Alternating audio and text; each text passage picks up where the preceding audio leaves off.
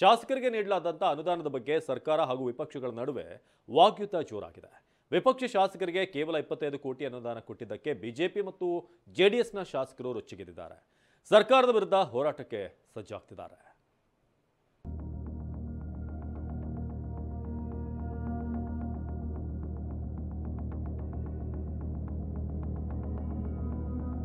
ಸರ್ಕಾರ ವಿಪಕ್ಷಗಳ ನಡುವೆ ತಾರಕಕ್ಕೇರಿದ ಅನುದಾನ ಕದನ.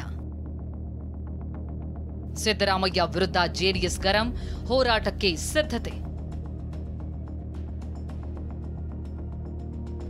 ಕಾಂಗ್ರೆಸ್ ಶಾಸಕರಿಗೆ 50 ಕೋಟಿ, ವಿಪಕ್ಷ ಶಾಸಕರಿಗೆ 25 ಕೋಟಿ ಅನುದಾನ ಕೊಟ್ಟಿರೋದು ರಾಜ್ಯದಲ್ಲಿ ಮತ್ತೊಂದು ಕಿತ್ತಾಟಕ್ಕೆ ಕಾರಣವಾಗಿದೆ. ಸರ್ಕಾರದ ನಡೆ ವಿರುದ್ಧ ಬಿಜೆಪಿ ಜೆಡಿಎಸ್ ನೆಗೆನೆಗಿ ಕೆಂಡದಂತಾಗಿದೆ. ಸರ್ಕಾರ ಅನುದಾನ ನೀಡುವಲ್ಲೂ ತಾರತಮ್ಯ ಮಾಡಿದೆ ಅಂತ ವಿಪಕ್ಷಗಳು ಹೋರಾಟಕ್ಕೆ ಸಜ್ಜಾಗ್ತಿವೆ. ಕಾಂಗ್ರೆಸ್ ವಿರುದ್ಧ ಪ್ರತಿಭಟನೆಗೆ ಜೆಡಿಎಸ್ ಶಾಸಕರು ಮುಂದಾಗಿದ್ದು, ಮೊದಲು ಸಿಎಂ ಸಿದ್ದರಾಮಯ್ಯ ಅವರನ್ನ ಭೇಟಿಯಾಗಿ ಅನುದಾನಕ್ಕೆ ಬೇಡಿಕೆ ಇಡಲಿದ್ದಾರೆ. ಅಧಿವೇಶನಕ್ಕೂ ಮುನ್ನ ಅನುದಾನ ಬಿಡುಗಡೆ ಮಾಡದೆ ಹೋದರೆ ಸದನದ ಒಳಗೂ ಹೊರಗೂ ಹೋರಾಟಕ್ಕೆ ಜೆಡಿಎಸ್ ಸಜ್ಜಾಗಿದೆ. ಅನುದಾನ ಹಂಚಿಕೆಯಲ್ಲಿ ತಾರತಮ್ಯದ ಬಗ್ಗೆ ಮಾತನಾಡಿದ ಜೆಡಿಎಸ್ ಶಾಸಕ ಸಮೃದ್ಧಿ ಮಂಜುನಾಥ್, 224 ಕ್ಷೇತ್ರದವರನ್ನ ನಿಮ್ಮ ಮಕ್ಕಳೆಂದು ಭಾವಿಸ್ತೀರಾ ಅಂದುಕೊಂಡಿದ್ದೆ. ನಾನು ಅಂದುಕೊಂಡಿದ್ದ ಊಹೆ ತಪ್ಪಾಯ್ತು ಅಂತ ಈಗ ಅನಿಸ್ತಿದೆ ಅಂತ ಬೇಸರ ಹೊರಹಾಕಿದ್ದಾರೆ. ಮಾನ್ಯ ಮುಖ್ಯಮಂತ್ರಿಗಳನ್ನ ಮಾನ್ಯ ಸಿದ್ದರಾಮಯ್ಯನವ್ರನ್ನ ಖಡಕ್ಕಾಗಿರೋ ಮುಖ್ಯಮಂತ್ರಿಗಳು ಇಲ್ಲ ಹೆಸರಾಂತ ಮುಖ್ಯಮಂತ್ರಿಗಳು ಅಂದ್ಕೊಂಡಿದ್ದೆ ನಾನು. ಬಹುಶಃ ಎಲ್ಲೋ ಒಂದು ಕಡೆ ನಮ್ಮ ಊಹೆ ತಪ್ಪಾಯ್ತಾ ಅಂತ ಒಂದು ಅನಿಸಿಕೆ ನಮ್ಗೆ ಬರ್ತಾ ಇದೆ. 224 ಕ್ಷೇತ್ರದ ಮಕ್ಕಳು ಕೂಡ ನಿಮ್ಮ ಮಕ್ಕಳ ಥರ ಭಾವಿಸ್ತೀರ ಅಂತ ನಾನು ಅಂದ್ಕೊಂಡಿದ್ದೆ. ಎಲ್ಲೋ ಒಂದು ಕಡೆ ನಾನು ಈ ಪತ್ರ ನೋಡಿದ್ದಾದ್ಮೇಲೆ, ಮೌಖಿಕವಾಗಿ ಈ ಪತ್ರ ಹೊಡೆಸಿದ್ದಾದ್ಮೇಲೆ ಕಾಂಗ್ರೆಸ್ ಶಾಸಕರಿಗೆ ಮಾತ್ರ ಅನುದಾನವನ್ನು ಹಂಚಿಕೆ ಮಾಡಿ ಇಂಥ ರೂಮಲ್ಲಿ ಹೋಗಿ 50 ಕೋಟಿಯಷ್ಟು ಅನುದಾನ ಕೊಡಿ ಅಂತ ಕೊಟ್ಟಾಗ ಬಹುಶಃ ಪ್ರಜಾಪ್ರಭುತ್ವದಲ್ಲಿ ಶಾಸಕರು ಮಾಡ್ತಕ್ಕಂಥ ಅವಮಾನ ಅಲ್ಲ ಇದು. ಬಹುಶಃ ನನ್ನ ಕ್ಷೇತ್ರಕ್ಕೆ ಜನಕ್ಕೆ ಮಾಡ್ತಕ್ಕಂಥ ಅವಮಾನ ಇದು. ಸಿಎಂ ಕಾಲಿಗೆ ಬಿದ್ದು ಅನುದಾನ ಕೇಳಿದ್ರೂ ಪರವಾಗಿಲ್ಲ. ಕೊತ್ತನೂರು ಮಂಜುನಾಥ್ ಹೇಳಿಕೆಗೆ ಸಮೃದ್ಧಿ ಮಂಜುನಾಥ್ ಗರಂ. ಕ್ಷೇತ್ರದ ಅಭಿವೃದ್ಧಿಗಾಗಿ ಸಿಎಂ ಕಾಲಿಗೆ ಬಿದ್ದು ಅನುದಾನ ಕೇಳಿದ್ರೆ ತಪ್ಪಿಲ್ಲ ಅಂತ ಇತ್ತೀಚೆಗೆ ಶಾಸಕ ಕೊತ್ತೂರು ಮಂಜುನಾಥ್ ಹೇಳಿದ್ರು. ಇದಕ್ಕೆ ತಿರುಗೇಟು ಕೊಟ್ಟ ಜೆಡಿಎಸ್ ಶಾಸಕ ಸಮೃದ್ಧಿ ಮಂಜುನಾಥ್, ಅನುದಾನ ಬೇಕಾದ್ರೆ ಮುಖ್ಯಮಂತ್ರಿಗಳೇ ನಿಮ್ಮ ಕಾಲು ಹಿಡಿದುಕೊಳ್ಬೇಕಾ ಅಂತ ಪ್ರಶ್ನಿಸಿದ್ದಾರೆ. ಕಾಲು ಕೈಕೊಂಡು ಮಾಡ್ಕೊಂಡ್ ಬರ್ತೀನಿ ಕೋಲಾರ್ಗೆ, ನೀನು ಹೋಗಪ್ಪ, ಯಾರು ಬೇಡ ಅಂದ್ರು ನಿನ್ನ ಹೋಗು, ಮಾತಾಡು, ಕೇಳ್ಕೊ. ಹಂಗೂ ಸಿದ್ದರಾಮಣ್ಣ ಅವರು 78 ವರ್ಷ ವಯಸ್ಸು, ಹೋಗ ಅಪ್ಪ ತಂದೆ ಅಂತ ಕಾಲ ಮೇಲೆ ಬೀಳೋರಿಗೆ ಒಂದು ಕಾಲಕ್ಕೆ ನಮಸ್ಕಾರ ಹಾಕು.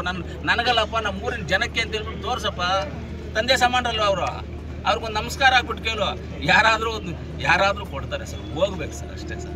ಒಬ್ಬ ಕೋಲಾರ ಶಾಸಕರು ಮಿತ್ರರಾಗಿರ್ತಕ್ಕಂಥ ಅವ್ರು ಹೇಳ್ತಾರೆ, ನಿಮಗೇನೋ ಅನುದಾನ ಬೇಕು ಅಂದರೆ ಹೋಗಿ ಸಿದ್ದರಾಮಯ್ಯನ ಕಾಲಿಡ್ಕೊಳ್ಳಿ, ಬೇರೆ ಪಕ್ಷದವರು ಅದು ನಾನು ಅಂತ ಹೇಳ್ತಾರೆ. ಅಂದರೆ ಸಿದ್ದರಾಮಯ್ಯನವ್ರಿಗೆ ನೇರ ಪ್ರಶ್ನೆ ನಾನು ಕೇಳ್ತೀನಿ, ನಮಗೆ ಅನುದಾನ ಬೇಕಾದ್ರೆ ನಿಮ್ಮ ಕಾಲಿಡ್ಕೊಬೇಕಾ?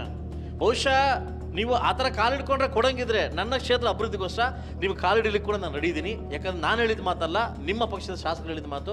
ದಯವಿಟ್ಟು ನನ್ನ ನೋವನ್ನು ನೀವು ಪರಿಗಣಿಸ್ತೀರಂತ ನಾನು ಭಾವನೆ ನನಗಿದೆ. ಮುಂದೆ ನ್ಯಾಯ ಸಿಗುತ್ತೆ ಅನ್ನೋ ಕೂಡ ನಂಬಿಕೆ ನನಗಿದೆ ಅಂತ ನಾನು ಹೇಳ್ತೀನಿ. ಇನ್ನು ಸರ್ಕಾರದ ವಿರುದ್ಧ ಕಿಡಿಕಾರಿದ ಬಿಜೆಪಿ ರಾಜ್ಯಾಧ್ಯಕ್ಷ ಬಿವೈ ವಿಜಯೇಂದ್ರ, ಬಿಜೆಪಿ ಶಾಸಕರಿಗೆ ಯಾವಾಗ ಅನುದಾನ ಬರುತ್ತೋ ಗೊತ್ತಿಲ್ಲ ಅಂದ್ರು. ಇನ್ನು ಇದು ಸರ್ಕಾರದಿಂದ ಕೊಡುವ ಅನುದಾನ, ಕಾಂಗ್ರೆಸ್ನಿಂದ ಅನುದಾನ ಕೊಡ್ತಿಲ್ಲ ಅಂತ ಶಾಸಕ ಅಶ್ವಥ್ ನಾರಾಯಣ್ ಕಿಡಿಕಾರಿದ್ದಾರೆ. ಯಾರಿಗೂ ಇನ್ನು ಕೊಟ್ಟಿಲ್ಲ ಸ್ವಾಮಿ, ಕೊಡ್ತೀವಿ ಅಂತೇಳಿ ಫೋಟೋನು ಕೂಡ ತೋರಿಸಿಲ್ಲ. ಅವರ ಪಕ್ಷದ ಶಾಸಕರಿಗೆ ಲೆಟ್ರು ಬರೆದಿದ್ದಾರೆ ಅಷ್ಟೇ. 50 ಕೋಟಿ ಬರೋಕ್ಕೆ ಇನ್ನೂ ಎಷ್ಟು ತಿಂಗಳಾಗುತ್ತೋ, ವಿರೋಧ ಪಕ್ಷದವ್ರಿಗೆ ಎಷ್ಟು ಕೊಡ್ತಾರೋ, ಇದು ಯಾವುದ್ರ ಬಗ್ಗೆನೂ ಕೂಡ ಸ್ಪಷ್ಟನೆ ಇಲ್ಲ. ನಿಜವಾಗ್ಲೂ ಕೂಡ ದುರ್ದೈವ. ಸಿದ್ದರಾಮಯ್ಯನವರು ರಾಜ್ಯದ ಮುಖ್ಯಮಂತ್ರಿಗಳು ಅಥವಾ ಕಾಂಗ್ರೆಸ್ ಶಾಸಕರಿಗೆ ಮುಖ್ಯಮಂತ್ರಿಗಳು ಇವತ್ತು ಅನ್ನೋ ರೀತಿಯಲ್ಲಿ ಇವತ್ತು ಜನ ಚರ್ಚೆ ಮಾಡ್ತಾ ಇದ್ದಾರೆ. ಮುಖ್ಯಮಂತ್ರಿ ಒಂದು ಹೇಳ್ತಾರೆ, ಉಪಮುಖ್ಯಮಂತ್ರಿ ಒಂದು ಹೇಳ್ತಾರೆ, ಎಲ್ಲರಿಗೂ ಸಮಾನವಾಗಿ ಕೊಡ್ತೀವಿ ಅಂತ ಮುಖ್ಯಮಂತ್ರಿ ಹೇಳ್ತಾರೆ, ಉಪಮುಖ್ಯಮಂತ್ರಿನೂ ಸಮಾನವಾಗಿ ಕೊಡ್ತೀವಿ ಅಂತಾರೆ.